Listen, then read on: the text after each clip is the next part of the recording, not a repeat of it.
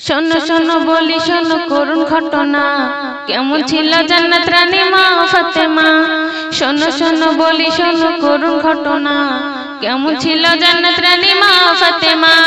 শোনো শোনো শোনো শোনো বলি শোনো করুণ ঘটনা, কেমন ছিল জান্নাত রানী মা ফাতেমা। শোনো যে বলিয়া সকলের কাছে যাদের কাছে অজানা। শোনো শোনো বলি শোনো করুণ ঘটনা, কেমন ছিল জান্নাত রানী মা ফাতেমা। শোনো শোনো বলি শোনো করুণ ঘটনা, কেমন ছিল জান্নাত রানী মা ফাতেমা। প্রথম ছন্দে আমার কবি টিপটপ বাবু কি লিখছে শুনবেন। ছেঁড়া শাড়ি 70 তালে পরে তিনি থাকতো, নবীর বেটি হয়ে তবু ছিল না তো গর্ব। ছেঁড়া শাড়ি 70 তালে পরে তিনি থাকতো, নবীর বেটি হয়েও তবু ছিল না তো গর্ব। শোনো যে বলি আজ সকলের কাছে যাদের কাছে অজানা। শোনো শোনো বলি শোনো করুণ ঘটনা, কেমন ছিল জান্নাত রানী মা ফাতেমা। শোনো শোনো বলি শোনো করুণ ঘটনা, কেমন ছিল জান্নাত রানী মা ফাতেমা।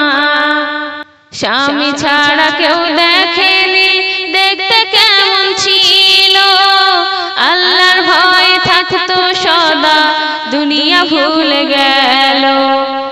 স্বামী ছাড়া কেউ দেখেনি, দেখতে কেমন ছিল, আল্লাহর ভয় থাকতো সদা, দুনিয়া ভুলে গেল। শোনো যে বলি আজ সকলের কাছে যাদের কাছে অজানা। শোনো শোনো বলি শোনো করুণ ঘটনা, কেমন ছিল জান্নাত রানী মা ফাতেমা। শোনো শোনো বলি শোনো করুণ ঘটনা, কেমন ছিল জান্নাত রানী মা ফাতেমা। শোনো যে বলি আজ সকলের কাছে যাদের কাছে অজানা।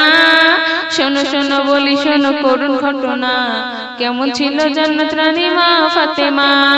শেষ ছন্দে আমার কবি টিপটপ বাবু কি লিখছে শুনবেন।